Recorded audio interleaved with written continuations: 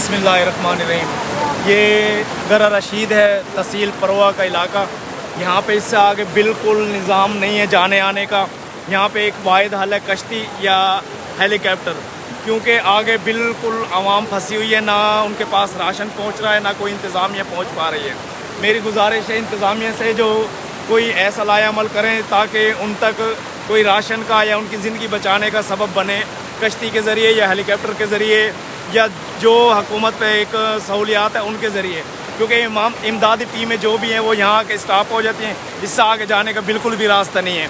आगे तकरीबन 9 से 10 फुट पानी है और ना वहाँ जाने का रास्ता है और ना वहाँ कोई जा सकता है। हमारी जो टीमें आई थी वो यहाँ के स्टॉप हो गई हैं, आप देख सकते हैं पीछे।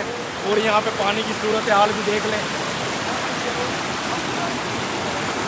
तो गुजारिश बस यही है इंतज़ामिया से, जो इन इलाकों में खसूसन परवा से जब हम अंदर आते हैं, गरा रशीद हो गया, रंगपुर हो गया और उससे आगे जो भी इलाके हैं वहाँ पे न खाने को पहुँच सका है अभी तक, न पीने को। आज वो बता रहे हैं यहाँ के इलाके के चौथा दिन हो गया है बिल्कुल भूखे प्यासे, और बच्चे दूध के बगैर बैठे हुए हैं और अपनी जान खुले छत के नीचे बचा के